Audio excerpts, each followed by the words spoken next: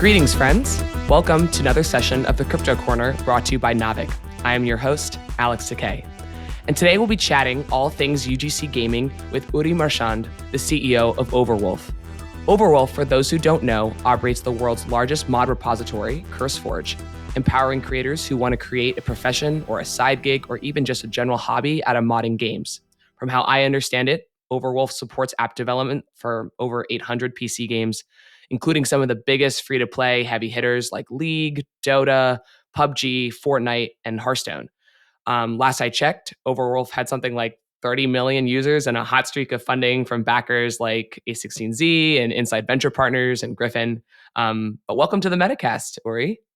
Thanks, Alex. Thanks for having me. Yeah, I'm super excited to have you here. First, I think Overwolf is just a sick name. And I love the logo.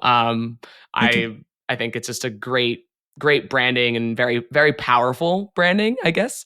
I'm a gaming enthusiast. I think modding has been a tremendous force into pushing games to where they are. We all know the stories of how League and became to be, and all the Half-Life mods, etc. But I definitely have gone onto like Nexus mods to try to make like my console inventory system in Witcher 3 like a lot better, or found some sort of like Final Fantasy 15 cosmetic mods. Right. So yeah, and then just in case for our in our audience, if you don't know what mods are typically the modification of either hardware or software. In the gaming industry, it is typically meant to basically take the foundation of maybe a AAA or indie product and create a kind of new framework around it, whether that's aesthetics or new game modes, etc. So yeah. And then one more thing, I'm super interested to ask you about your perspectives on blockchain, since a lot of the creator economy panegyrics believe that you can't build the creator economy without blockchain. And I always kind of shrug and say, well, what about Overwolf? They're kind of doing it without blockchain. So I would love to hear your thoughts. But before we go down that pipe, maybe share a little bit about yourself and what Overwolf is in your own words. Great. So starting with myself real quick, I started playing games at a very young age, so probably 6. When I think about it, it's actually not so young compared to when people start to play these days. But when I started playing, it's kind of when the PC era had started. So I'm like a 1980 generation. So played games pretty much all my life, spent a few years in the army, started computer science, and then started Overwolf. When we started the company, we wanted to do something a little bit different compared to what we do today. When we started the company, we actually started as creators, and we were trying to add features to the games that we were playing. One of the apps we used for communication back then, playing online games like StarCraft, World of Warcraft, was Skype. So obviously there was Ventrilo and then TeamSpeak, but we used Skype for whatever reason, and we felt like the experience was broken because we needed to tab out for communication or chat, tab back in. That didn't work so well back then, and we thought that we're going to build a nice company through solving our own pains, through solving gamer pains. Mid-2013, we pivoted to build a framework, and this brought us to where we are today. So today, Overwolf is basically empowering both creators and game developers to make games even better, or to make their games even better. And we do this through providing tools and services for third-party creators. So exactly the things that we've built back in the day that we had to go through a bunch of trial and error, and we had a lot of R&D kind of riddles that we had to figure out how to eventually solve. So we thought that it's actually going to be a great idea and a better manifestation of our vision to empower third-party creators, not to try and build everything in-house ourselves. Because at the end of the day, it's really, really hard to find like a generic use case across many games that everyone's going to want to use. A lot of content is very much game-specific. And I don't believe that there is a single company that can just, build all mods or all apps or all private servers. It just doesn't make sense to me. And so we decided to focus on building tools. Right now, we work with something like 98,000 creators every month across all our products. We serve 33 million monthly active players. And this is what we're doing. So another way to think about what we do is if Unity is an engine to build games or Unreal is an engine to build games, we're like an engine and a service to build a creator community around your game. Does that make sense? Yeah, that makes a ton of sense. And so it sounds like you're kind of facilitating this new era of modders and creators becoming more like developers in that sense. And so it's kind of, and I think that's true across the games industry. There's this sort of trend that a lot of games are building in UGC tools with their launches. Right. And so it sounds for Overwolf that you began that way, right? It's in your DNA. You started building and modding games and using Skype, et cetera. But can you kind of explain why you think UGC is moving in this direction and how this is the future of? I think some in a forum or kind of a big kind of industry conference, you'd mentioned that UGC is the 3.0 of games. Kind Right. of explain more about that concept. Sure. So I think going back to 2014, we published this article in gamesindustry.biz, and it was like a thought leadership piece that sometimes startups do with PR companies and all those things, but it was really meant to share with the world our perspective of how the future of gaming is going to kind of evolve and why it makes sense to embrace third-party creators around games in a safe and secure way versus to deny them for whatever reason. Mm.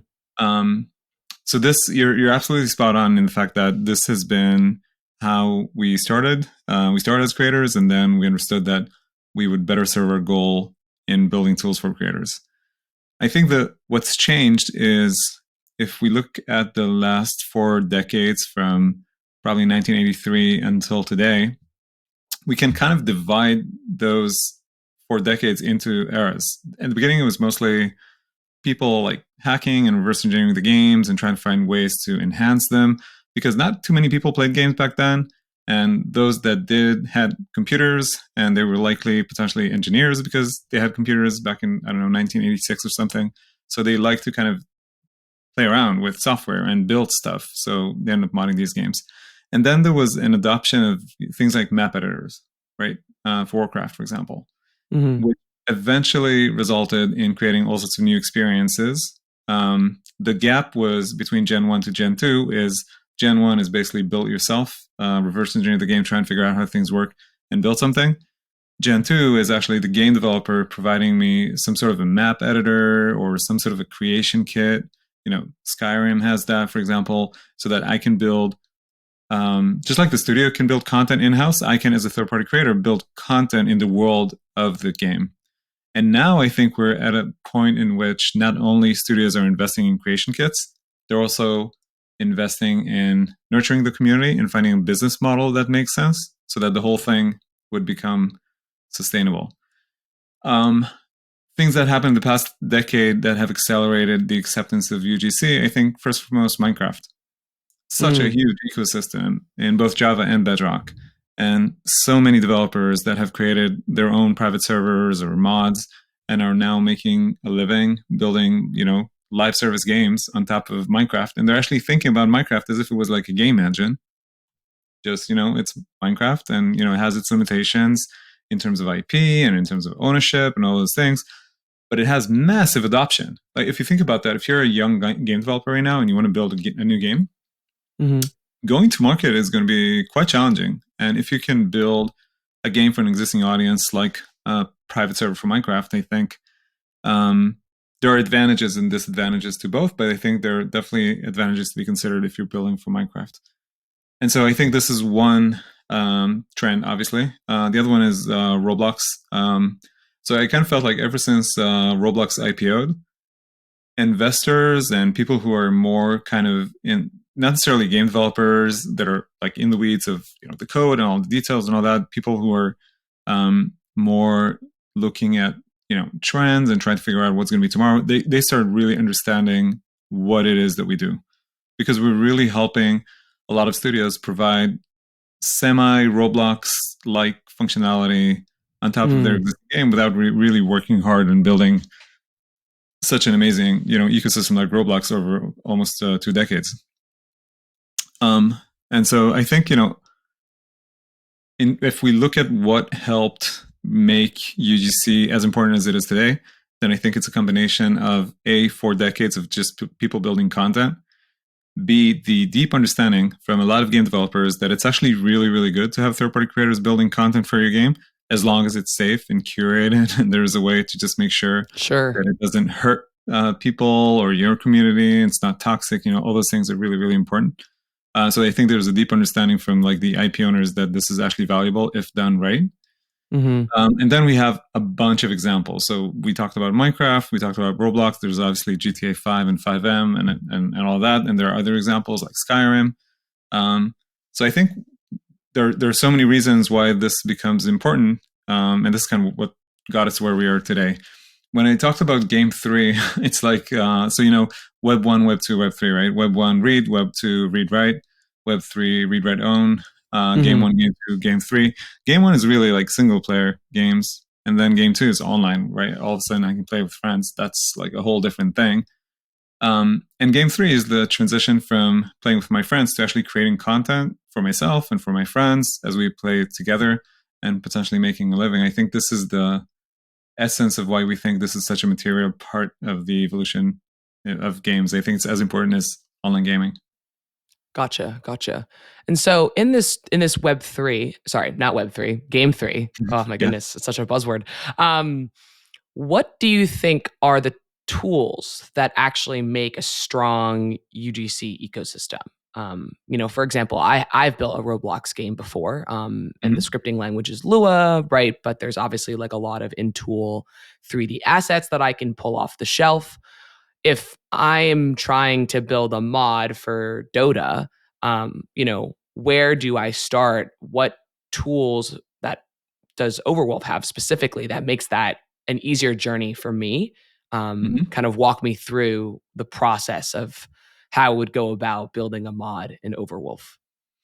So I think you're right in the sense that it starts with the tools that creators get if they want to build content.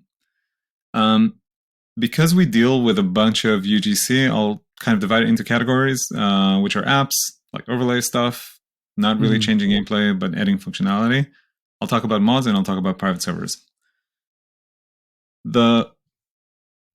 On the app side, what we provide is a framework for third-party developers to build desktop apps using HTML and JavaScript. So you don't have to know like C++ or more lower-level languages to build meaningful experiences. And apart from allowing the development of these apps in HTML and JavaScript, we constantly develop more and more JavaScript APIs that do more complicated things like understanding real-time telemetry, like what's happening on the screen. So we talked earlier, you mentioned that you like playing online card games. So for example, if I'm playing Magic the Gathering, if I want to have like a deck tracker, I need to understand which cards are now on the table. Or if I'm playing League, I may want to know something like when I died, if I want to kind of capture a clip of that and debrief. So there's real-time telemetry. There's obviously overlay, which is kind of hard in the PC world. It's coexistence with a bunch of antiviruses and everything else that happens on your PC. And there's like a list of maybe over 100 items that are simple problems that we have solved for these third-party app developers, including monetization. So being able to monetize, putting an ad slot or doing subscriptions is also something that we provide for these third-party developers. So I would say that on the apps front, we provide basically an A to Z solution all the way up to the relationship with the game developer to make sure whatever you're building is something that they like for you, the creator. This is the first category. The second category, modders. This is where it becomes a bit more complicated because I think a mod eventually starts with a creation kit. And if the game developer had created a great creation kit, then we would help with publishing, with moderating, with helping to monetize it. Imagine you just created a map for yourself, right? And now you want to share it with your friends. Not a lot of games have that ability embedded in them. And it creates a lot of complexities. From a safety perspective, let's say you're a super popular map creator and everyone just loves your map. And every time you release a new map, you have like $100,000 of the new map over 24 hours. What if someone hacks your computer and then instead of uploading a map, they upload a virus and they find their way into people's computer. There has to be a good moderation and curation and safety process to make sure that the content that's then being distributed and potentially auto-updated is safe. And in the UGC world, it's kind of complicated when you manage like 98,000 creators. You have to figure out how to do it and how to have technical tools that would prevent, all those bad things from happening. So I think on this front, it's not necessarily the creation kit that is provided oftentimes by the game developer. It's all the operations around, all of the live ops around managing a creator community. Got it. So this is the third category. Private servers, over there, it's more like Shopify.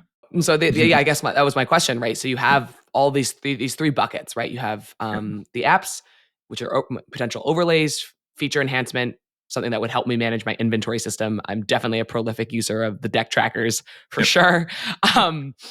Mods themselves, and then the private servers. And so did Overwolf build all these things themselves over the past 10 years? Or were there acquisitions or partnerships that you pursue to actually build out all these tools? Just sort of trying to understand sort of like where is the bread and butter for Overwolf and what is done maybe through acquisition or M&A, et cetera. Sure. So we started with apps, and back when we started, this was the core focus. We wanted to expand into mods. Probably like in 2014 is when we started exploring all sorts of ideas on how to expand into mods. And this is where I've done this article that I mentioned and sent over to you. But at that point, we still haven't written code. It was mostly, we have a bunch of ideas. This is something that we want to get to, but we're not 100% sure when. And then we started working on modding something like, it was before the CurseForge acquisition. I don't remember how much time, but this is when we started working on it in the company. So we hired like a GM for our like modding category, and we started building things. And then we came across the opportunity to acquire CurseForge from Twitch, and we thought that it's a great product that we have used ourselves with such large communities for World of Warcraft and Minecraft. And so we ended up deciding to make this acquisition. It was only an asset acquisition, so actually the team that worked on it stayed at Twitch. And so we were able to take it and sort of merge it with some of the things that we've done, and kind of relaunch it, I don't know, maybe 6 months later or something. And then lastly, our entry into the private server space was through the acquisition of this company called Tebix that has done pretty much something like a Shopify that is dedicated for private server owners over the past decade. Gotcha. Yeah, I think I remember listening to a podcast about your acquisition maybe back in April, which I thought was pretty interesting. I think there are so many game studios that enable private servers, but it's a ton of work. So it's actually great to have this sort of outside service in the case that your game does end up being successful and the demand for private servers is there. I think a lot of game studios struggle with is my game going to be popular enough such that it will have a creator community around it? But we don't know that yet, and we have limited resources, so we don't know what to invest in. And I think that's kind of to a huge point of sort of like why Overwolf exists. Yeah, I mean, it's a chicken and egg problem, right? And because you're not 100% sure what's going to bring your game to success. And I can give you an example. We're now speaking with this indie game studio that is about to launch a game with decentralized server architecture. So, day zero support for private servers, and they have a very kind of fancy creation kit so that you can really do some really cool things with their tools. And nobody knows if the game's going to be a big hit or if it's going to not get any attention. So what we do when we see a studio that's so passionate about UGC, then we work with them for a couple months before launch, and we would potentially reach out to an existing community of creators, and we would say, hey, there's this new game coming up under NDA. How about building a private server for it? And maybe we can even fund it for you if you need, an ability to pay the bills. So let's say you have a private server for game A, and all of a sudden we reach out to you and say, hey, Alex, we really like you and the work you've done with game A. There's an opportunity with game B. I don't know if you want to do it. But if you do, here's the help and support we can give you. And by the way, you'd be kind of one of a dozen servers that are going to be available day zero. And then once you launch, you actually improve the odds of success, because you have a bunch of really, really cool servers that people can spend time in, playing your game. That could be like a pay-to-play game, like a $30 game or whatever. So this is one of the things that we work to solve, that chicken and egg problem of having developers who are not yet 100% sure that the game is going to be successful. They really want to focus on gameplay and launch. They can't really think right now about having a creator community. So here's Overwolf, here's Eternal, which is like the product that we have for that. And together we can potentially make your game really successful. Wow. Okay, interesting. So you don't only choose to partner with games that are already large because there is a substantial creator community already surrounding it. I want to talk about sort of what you view the role of established IP is in the UGC community. But you also partner with studios at the very, very beginning when Yep. they aren't even sure whether or not their game would be a hit or have sort of some sort of creator virality around it. To help them build that from ground zero. Is that Right. correct? Yep. To help them building from ground zero. In that sense, we're kind of like an investor or like a publisher that participates in taking some of the risk, right, of launching the game. And maybe it's going to work, maybe it's not going to work. And we're counting on the kind of the addition of the UGC element as a contributing factor to the game's success. It doesn't mean that we'll invest in every game. Obviously, we'd like to meet the team and play the game ourselves and understand like what depth the tools that are provided for third-party creators have, and all those things. But if a team checks all the boxes, then this is where we're here for. You mentioned that we've done a bunch of funding rounds. That was the thesis behind them. To be able to make investments in growing the category, proving how relevant it is, and making a bunch of game developers happy along the way. Wow, cool. And so then, you're basically nurturing new IP, and you're also harboring older IP that already has creator communities around it, right? And I think that that's actually something that's pretty different, maybe about Overwolf than maybe a Roblox or a Minecraft, because you guys are actually kind of already hosting something. You're pulling in a bunch of different IPs from AAA studios, indie studios all over the world. And so to me, that's very interesting because it's so different than maybe like the self-created quote metaverse of like maybe like a Horizon, right? Where they're like what Meta is doing, where it's everything is sort of self-created by the studio itself. Yep. Sort of how do you view the actual role of IP, and maybe you can speak a little bit about the recent Sims partnership, Yep. and how do you decide which games ought to get added, for example, to like the CurseForge pipeline, or like you just mentioned that you want to meet the team for the studios that haven't launched, but maybe on the live game side, how do you pick which ones are allowed to be supported? So I think in terms of allowed to be supported, we're comfortable with pretty much every game to be supported as long as the studio is happy with UGC and they're not concerned about what people create and they see the value. Then we're happy for the game to be added to CurseForge and people starting to upload content. In that sense, it's going to be relatively hands-free on our end. We would just make sure it's safe with our automation tools and manual curation and moderation. But as long as it's consistent with the IP owner and how they see the world, no worries. Where we get more involved and put in more resources and more development work and all those things is indeed when we have either a new game that needs a lot of love, tender, and care to kickstart a new creator community, or an existing creator community, and both instances are really challenging in how you approach them and how you work with the creators over there. But I think, it comes down to the IP owner and their culture. Like if we believe there's alignment, there's like cultural alignment in kind of embracing creativity, and we understand that they're in it for the long run, and we know that even though there are going to be challenges because we're aligned culturally and because we're in it for the long run. We'll kind of solve these problems, if you know what I mean. So I think this would be an ideal partner for us. An opportunistic partner that might tell us something like, yeah, there's this UGC idea. Yeah, we're not quite excited about that. We're willing to give you guys the go ahead to check it out and good luck. That I don't love. So there has to be like a really, really, really, really good reason for us to work this way, because like any journey, there are obstacles, and if there isn't a cultural alignment, then obstacles are going to be a lot harder to cross. Sure.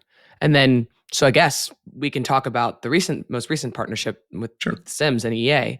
How did that kind of come together, right? I think it sounds to me so intuitive, right? Because there's been such a robust modding community around The Sims, but what got you guys excited about that partnership? How did it, what was the impetus, or how did it come to inception, right? Was it, you guys approaching them approaching you? Maybe share more about that journey. Sure. So I think it starts off with them building a great game and the community kind of rallying around the game and building products that help players create, that help players discover, and that allow influencers to like really build high quality content and massive following on the different networks for the game. So I think this is where it starts. And then for them, internally, they have taken the approach of like always watching what's happening in the modding space, caring about it, having internal conversations about it, long before we even talked with them. And then we got introduced through an industry friend to one of the heads of the studio of Maxis. And it was basically an introduction call, say, hey, love your work on The Sims over the past few years. Wanted to share what we do and what value we can potentially bring to the table. And this is how it started. So, we worked together, and eventually we had this announcement, and today the website went live, and the client is going to come live in a couple weeks. And, I think from that point moving forward, it's going to be just a journey of constant iterations and improvements to the quality service we provide, both for creators, but also for the gamers themselves. Got it. And so this seems like it's something that's happening quite soon. And so let's just say I've been making mods for The Sims for the past 4 or 5 years. As a creator, what should I start getting excited about now that this Overwolf partnership with The Sims has been sort of signed and decreed, right? What kind of, can you share maybe about some of the economics that I could be excited about, or the tools that I could be excited about now that this is kind of like officially sanctioned? Sure. I guess first off, you go to the landing page and you kind of read and learn where we're going and what's the feature set and like all those things. And then technically, you probably want to sign up to CurseForge and start uploading your content, choose the right license you want for your content, and then start earning through our rewards program. So rewards program is basically allowing you to get your relative share of the monetizable engagement. It's kind of like Spotify if you think about it. People listen to music and then it rewards artists based on engagement. It's very similar the way it works right now on CurseForge. I think that the second part is quality of life improvements. So if you're like a modder, or if you're a YouTuber and you like using mods and you want to update them, it's kind of really hard right now to remember which like Tumblr did you download these mods from, or Patreon, or websites and marketplaces, and then updating them. It's kind of difficult. So I think your quality of life is going to improve. I think because of that, more people will end up using mods because, it kind of becomes easy. Like, it's a feature inside the game. You don't really need to work for the mods. They actually work for you. So I think you're going to have a greater audience.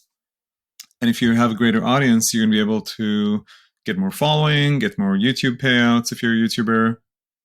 And then it's like, something like a cycle that feeds itself. Right. Interesting. And then in that regard, so it sounds like the creator is basically benefiting from, I guess, playthrough popularity of their mod specifically. I guess I assume the way that it would sort of work was like I make a mod for The Sims and somebody downloads it, and that sort of contributes somehow to some sort of Yeah, monetary gain that I would experience, right? exactly. So it's Got it. installs and usage and some sort of a secret algorithm that we don't share with the world so that people don't start getting it. But I can definitely tell you that if you have like one download for your content, it probably means that just people, maybe maybe a couple downloads, maybe a couple dozen downloads. It probably means that maybe you and your friends are downloading it, but perhaps the quality is not there. Because like if we see something that a lot of people use and good retention, we'll feature it and we'll promote it so that more people are Mm. going to use your mods. You know what I mean? And so if I mean, you're not going to be able to make a living, obviously, if you have a couple dozen downloads, but some folks have millions, and this is a scale that does allow you to earn. And so I guess in that regard, on average, if I'm a creator in Overwolf, and let's just say I'm a successful creator at Overwolf, how much could I expect to be making, right? And is that in at parity with maybe another metaverse world generation like Roblox or Sure. Let's talk numbers. Minecraft? So, I mean, it's very much like an 80-20 or a 99-1 type, ratio. Mm, sure. Because a lot of people just like to create. So if I've talked about 98,000 a month that interact with our creation tools, we're talking about 1,200 unique creators that make over 10,000 a year. So this is one of the thresholds that we keep an eye on, like 10,000 a Mm, year, because we think it's not insignificant, even in developed countries like the U.S. or other Western countries. And so we think that it's a good threshold for us to keep an eye on. So about 1% would be making over 10K a year. We mm. have, I believe the last number I checked over at GameSpeed was 99 creators who, over their lifetime, made over $1 million, Oh, wow. which I think starts to be comparable with some of the other ecosystems out there. Oh, and in the past 12 months, we've helped creators generate overall over $160 million overall. So obviously, some creators are big, some are small, but this is like the Sure, aggregate number. sure. Yeah. Well, it sounds like your player base is just following the standard Pareto rule, right? Where Yeah, I you have mean, a I small think Pareto percentage is of an 80-20, creators. right? Yeah, 80-20. Yep. Yep. Yeah, so yeah, So, it's more like a 99-1, but you're right in the sense that so the folks who are able, but I think it's like YouTube. I think also on YouTube, there's so many creators, but they're not a ton, that get mm, massive following. sure, sure. And this is maybe like a little bit tangential, but why do you think that modding particularly is such a like powerful framework for creativity, right? I remember I'm half Japanese, and so I remember Mhm. studying some Japanese art and cinema, and there's this concept called ikebana, and it's basically that means like in formality there's freedom, Yep. and I think it's just because modding is not like free flowing, right? You start with something. And so perhaps kind of share, at least from maybe your experiences or experiences that you've talked to with maybe your own creator community about why people love to mod specifically. Sure. I mean, modding is almost free of constraints as long as you build something safe and non-toxic, and then it might be really cool. And obviously, because you're spending a lot of time building, you're not going to waste your time building something that you don't believe in. So it's combined with a lot of belief from the builder side. Mm, Let's assume we have a modder. Let's call him John, and John works at this huge gaming company, public gaming company where they have franchises that, and they have Wall Street looking at their numbers, and they need to deliver. Um, John, in this case, for him to develop the sequel of whatever franchise he's working on, he'd be quite reluctant, I think, to take a huge risk that is potentially going to jeopardize the success of the company. However, when he's at home or building with friends, I think the risk appetite is greater, and I think the freedom is almost absolute. Again, as long as safety is involved. And if he has a good idea that he wants to, right on. This is how the world kind of needs to behave in its purest way. Unfortunately, reality is that we got to work to make a living, and we need to work on all these companies. And sometimes companies are big, and they have policies which are there for good reasons. So you understand what I'm saying? I think just it's a freer environment for self-expression that is almost with no constraints, Mm, no kind of real life constraints. mm-hmm. And then I guess speaking to John, let's just say John works at a AAA studio, and this studio is called Epic or Blizzard, right? And Epic has Fortnite Creative, and Blizzard, for Overwatch at least, has Workshop, right? How would you convince John that he should use Overwolf to create his mods or his new different types of in-game modes, or whatever kind of creativity comes to him, versus the internal tools that are already presented in a lot of those large AAA free to play games? Mm-hmm. So I think if you love League, right? For example, League of Legends, um, it's quite likely that this is the game that you want to create for. So I think creators are gamers first and foremost, and they would want to create content for the game that they love playing, Mm-hmm. that they feel like they belong to. And if the game you feel like you belong to is Fortnite, then we cannot be helpful for you. Go for it and use Epic's tools and build in Fortnite Creative, and you can be extremely successful.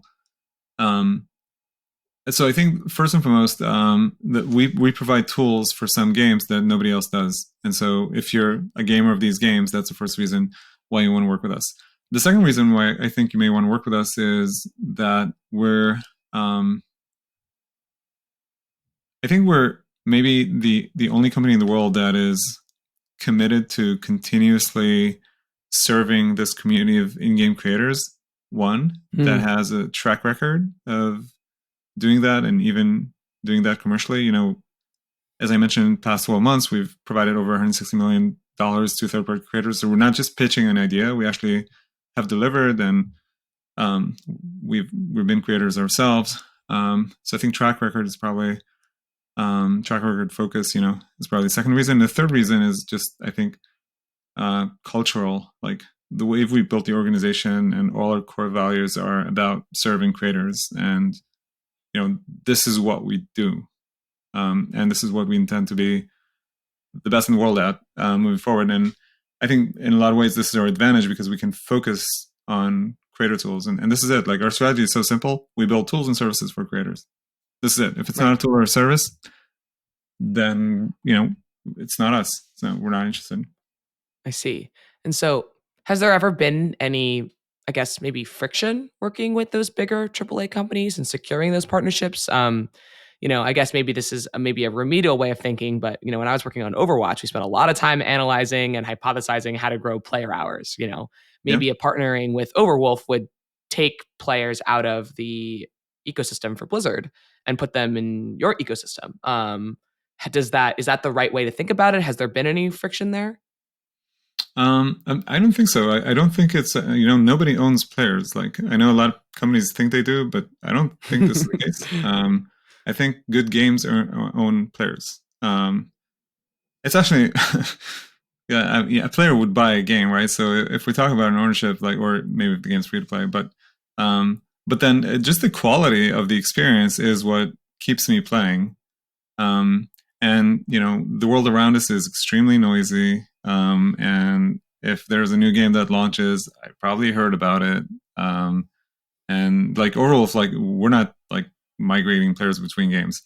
I think the right way to think about this is more like how Riot Games thought about their kind of API and creator ecosystem, which is our way to improve player satisfaction, help with Hmm. onboarding for a game that's really really hardcore, and you really like need to be on top of your stats and items and comps if it's like TFT or whatever. And let's be open about it. Let's allow the community to come up with this content because it's going to be really really hard for us to develop it all in house. And uh, I like to run, and I swim too, and I think my retention doing these sports is higher because of my Garmin. And I think in a lot of ways Mm. games that provide interesting ways to, for example, track stats, even stats and achievements, get better retention. And you don't need to do everything in house as long as it's safe. Um, and for a AAA, we want to be that safe partner. So to give an example, the way we work with Riot Games is we would have like monthly or quarterly calls with their ecosystem team, Hmm. Back in the day, it was more frequent. Right now, I think we've been working together for so long, so we already know how they think and what type of content they like and what type of content they don't like, and we actually act as like a sheriff and a moderator for them, so that when Mm, players submit app ideas to us, that we say, all right, this is something that Riot's going to like, then sure, that's great. If we have a dilemma, we'll reach out to Riot and ask them. But if the answer is no, then the app is out. Like we're very, very I strict see. on making sure all the IP owners are extremely happy with everything built on Overwolf. So, we're providing an opportunity Ah, to do this in a safe way, So if you're brainstorming about ideas to increase player engagement, why not allow the community to build tools that increase player engagement and work with a partner that helps you do it in a safe way? Because I understand the concern of just releasing developer tools and having like a jungle out there with no ability to control. hmm. There are services like us, like, essentially data related services that help you control. Got it. Got it. And so this is the perfect segue, I would say. You've said a couple words. You said centralization, and you've said creator economy, and a lot of these are ethoses of the other 3.0, not game Mm-hmm. 3.0, but web 3.0. And Yep. so, given the nature of this podcast, I kind of have to talk to you about that. Mm-hmm. It seems like a core cultural and value creed of Overwolf is sort of consolidating and moderating that wild, wild west, right? And Mm-hmm. I think that there's a lot of different philosophies about how much that should be done, right? In terms of game creation. So it sounds like, you're like, okay, Riot, if this mod or tool you find to be detractive, we don't we don't let it go live, but you are Right. also outsourcing an abundance of ideas to the community to create, because maybe Riot doesn't have the manpower, the resources, the even the bureaucratic pull to basically like maybe have focus on that specific kind of feature. Mm-hmm. And so in that regard, I think that's also the fight for why Web3. And so what are you guys thinking in terms of the relationship between maybe blockchain technology and your UGC creator economy? Do you think it's detractive or inimical, or what's the perspective there, at least from Overwolf? So actually, we don't 100% know, and we're still exploring that and trying to learn, and we try to be really kind of on top of things and curious and ask questions and see how we could be providing a service to both the game developers that we're working with, but also the creators that we're working with Web3 technology. If we would be ignoring it completely, we would not be doing our job, because Mm, essentially, um, Web3, in my opinion, falls under tools and services. And if our job is building tools and services and enabling these tools and services for creators and game developers, then this is totally something that we need to do. But then decentralization at its core is at a conflict with IP ownership. So a lot of IP owners like to control their IP, and yep. they actually don't appreciate other folks, controlling their IP or any sort of decentralized structure. And so there definitely is a cohort in the world that is not going to find that very appealing. However, like for some use cases, for example, trading or others, this could actually be applicable for them in a way that will allow them to retain control over their IP, but decentralize some of the mechanics or economies of their community. Hmm. But also, this is where it gets complicated, because some of these IP owners have been really successful building ecosystems with like Web2 tech, Right. and they felt pretty great about it, and they were like in control, and they have their communities, and life is good. So why take that risk? Which kind of brings us to the point that we talked about earlier about John working in AAA studio, and now there's a new piece of technology or like a new idea on a game mechanic like battle royale. No one's going to take that. I mean, I would never say no one, but before all that validation that came from H1Z1 and PUBG and Fortnite, like it would have been Right. harder to pitch that internally, I think, in a big city like Activision. So I don't know. So what we do is we try to really learn and try to understand, and obviously with the recent news, there's going to be, I think, a lot of pushback if call it ballpark 12 months ago. There was like a huge hype. Now it's like what's going on here and where's the world going and all that. I don't think we were too impacted by the huge hype or by what's happening right now. I think Hmm. we just want to keep our eyes and ears open and see how we can do our job helping creators and game developers. Does that make Got sense? I it. know that was maybe a fuzzy answer, but like honestly, we don't have we haven't started writing code. We don't have integrations with Web3 technologies. We did have a bunch of conversation. We had a bunch of ideas, but we haven't kind of yet found that thing that we want to do tomorrow. Yeah, no, I mean, it makes a ton of sense. I think you like Roblox and Minecraft, you're for creators by creators, but in the Web 2 world, and you're kind of waiting in the wings to see what happens with Web 3, to see whether or not it has sort of like some sort of proven validity or necessary traction. And Mm-hmm. so I guess what would have to happen, I guess? Is there a sort of, so have you thought about that? And what signal that the Web3 games or the Web3 market have to give you guys for you guys to say like, okay, like absolutely, like decentralized blockchain tech is necessary for the creator economy? So one example could be that we would fail miserably in attribution rights. I mean, right Mm, now, when we first heard of, kind of started exploring like true problems that we can solve for creators, there's attribution right. I mean, you can take a piece of UGC and maybe copy it, and if you copy it, you might change like a couple things and resubmit it, and you're basically stealing someone else's creation. It's kind of annoying. But we kind of function as the judge in this sense, and it's not like a decentralized decision mechanism, you know. hmm. So we're that trusted party that's supposed to decide. So like, if we do a really poor job on that front, then it would be for us a good stimulus to try and find a different solution that is bulletproof and that would prevent people from stealing other people's work. So this is one example. Another example could be a game that is like that solves problems that exist in the industry right now. So, for example, Right. people do scam trading all the time. Um, my son plays, and in-game trading in games that don't have systems for trading is full of scams, and bad people think about bad things. So theoretically, Web3 could solve that.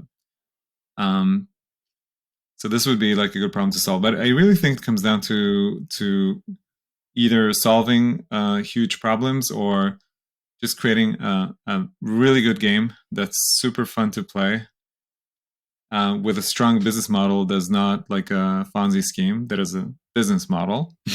Hmm. And then I think it starts to be like super interesting. But maybe I'm wrong. Like, I honestly don't know. I'm not a big expert. When I started computer science, actually crypto was one of the most interesting courses I've done. It was like really mind blowing to understand kind of how encryption is built, how things actually work, and why they work the way they work. But other than that, I don't have a ton of good ideas on again what we can do tomorrow. Got it. Got it. It is really interesting because there are just so many, I guess, I think the IP issue is the biggest stumbling block, right? When we think about creation of the metaverse, and I know that this is Epic stance, for example, you want to see brand IP from the real world, so that something that you can identify with when you go in there, right? Like the Mm-hmm. cold and more corporate metaverse of Meta or Horizon might not be working as well as the colorful Marvel plus Star Wars plus NFL plus Lego, everything that Epic is building. And if you can't control the IP, because that's just the way that it works, right? You build an amazing brand and you want to be able to benefit from that ownership over forever, Mm-hmm. other under copyright or trademark or whatever it is. Then you then Web3 doesn't make as much sense. And so I think that's something that at least a lot of studios are struggling with, right? Is like, well, people ask the question, well, it's like, if I own these assets, well, then why can't I take my Bored Ape and go make a movie out of it? Right. And well, it's because even in the Web3 Yeah. space, like Yuga Labs owns Bored Apes. You own the commercial rights, but you don't own the underlying IP. Mm-hmm. And I think that makes it very you have to have permission essentially, and you guys are acting as that centralized permission maker. um, and maybe blockchain actually takes away from your ability to moderate quality content, which I think has always been maybe something that AAA studios are afraid of, which is, I guess, strongly supports your value proposition, essentially, right? Yeah, I guess at the end of it, it provides them more control, maybe less Mhm. control to the community, but as long as you're building the right company with the right culture, then the community is supposed to feel comfortable because you actually do maybe the exact same thing that the audience would do Mhm. over a decentralized decision making mechanism. Got it. Got it. Um, and so in our last couple of minutes, right, I want to ask you guys maybe some questions about building Overwolf and Mhm. yourself, right? You and other leaders of UGC focus gaming companies, or rather, I guess I would, again, tooling and services for Yep. game creators is how, Yep. I guess, now that I should be saying it. Because remember, if it's not that, then it's not you guys. But again, very much like a frontier leader, and pushing forward the capabilities and redefining the gaming industry and what it means to be a developer. How have you found success in convincing investors that this is the right direction to move in? Right. I think you guys have been very successful so far in raising. And so, can you maybe just share a little bit about your journey? A lot of the people that listen to this podcast are builders themselves, right, who are trying to push forward the frontiers of gaming. Mm-hmm. Yeah, we were pretty horrible at fundraising when we started. We really struggled. We ran out of money probably 3 times and had to figure out creative ways to continue to survive. But we were fortunate to weather the storm and the nuclear winter of, I don't know, like 2013 to 16, 17, where it was really hard to get investments into games before it became kind of a trend.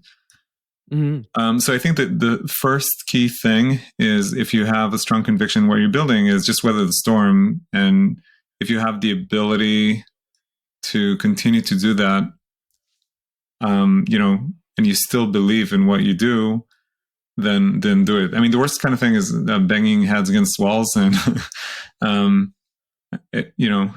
think that endurance is a great asset, but not in every price. Like, you need to be conscious in what you fight for and why you fight for it, and make sure kind of the stars are aligned from that perspective. But I think this is the first. This is the first thing, and then the second thing is just traction. I think when we decided to do our C round, um, the combination of favorable market behaviors and trends. So this is like end of 2019. Plus the traction that we had back then helped us quite quickly close around, get a term sheet, and all those things. And I think people appreciated the fact that we were more of a bootstrap mentality startup versus we raised $100 million with our seed round and built this gigantic vision. We were kind of like we were slower in that sense, which provided a lot of reference to the future investor and our track record and who we are as people, and why we do what we do and all those things. And then yeah, like that went quite fast, and then the second fundraising was quite fast as well. Does that make sense? Got it. Like, I think I guess It totally makes sense. yeah, like what I want to say is, like, for us, it was really hard raising money at the beginning. I was pitching investors that look at me and like didn't understand what I'm talking about. Right. and Right. and I've had a ton of meetings like that. So Sure. Yeah. I mean, having also done a stint in gaming VC myself, right? I think it is very impressive that when you see a set of entrepreneurs and founders who bootstrap their company for a long time, right?